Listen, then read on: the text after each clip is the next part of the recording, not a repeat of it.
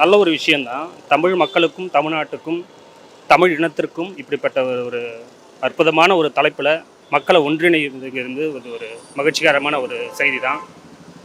இதில் வந்து கட்சி வேறுபாடு இல்லாமல், கட்சி வேறுபாடு பார்க்காமல், சாதி மதங்களை இனமதங்களை பார்க்காமல் தமிழராய் ஒன்றிண வேண்டும் என்பதுதான் என்னுடைய தனிப்பட்ட மனிதனுடைய ஒரு தமிழனாய் இருந்து என்னுடைய பதில்கள். இது வந்து மத்திய அரசோட கட்டுப்பாட்டில் இருக்கிறதால இது சென்ற ஆண்டில் எடப்பாடி ஆட்சியோட அவரோட ஆட்சி காலத்திலும் சரி, இப்போ ஸ்டாலினோட ஆட்சி காலத்திலும் சரி, இது தமிழ்நாட்டை ஒரு வஞ்சிக்குது அப்படிங்கிறது தான் வந்து ரெண்டு பேருமே மாற்றி மாற்றி சொல்லக்கூடிய கருத்து தான்.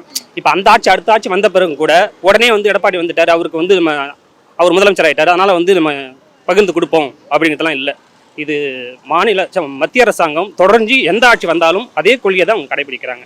அதனால் இப்போ ஸ்டாலின் முதலமைச்சர் எடுத்திருக்கிற இந்த கொள்கை கட்சி பார்க்காமல் நம்ம அனைவரும் ஒன்றிணைந்து அவரோட கருத்துக்கு வலு சேர்க்கணுங்கிறது தான் என்னுடைய தனிப்பட்ட முறையில். நல்ல விஷயம் தானே, ஒன்று இணையிறது நல்ல விஷயம் தானே.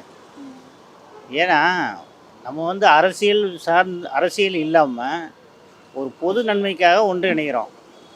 ஒன்று இணைந்தால் பொதுமக்களுக்கு நன்மை தான். இது மாநில சர்க்காருக்கு கொடுக்க வேண்டிய நிதியை மத்திய சர்க்காருக்கு கொடுத்து தான் ஆகணும். அது எந்த மாநிலமாக இருந்தாலும் சரி. தமிழ்நாட்டுக்காக நான் பேச வரல, அது கர்நாடகாவாக இருக்கட்டும், கேரளாவாக இருக்கட்டும், இல்லை ஆந்திராவாக இருக்கட்டும், எதுவாக இருந்தாலும் தமிழ்நாட்டுக்கு எந்த மாநிலத்துக்கு கொடுக்க வேண்டிய நிதியை மத்திய சர்க்காருக்கு கொடுத்து தான் ஆகணும்.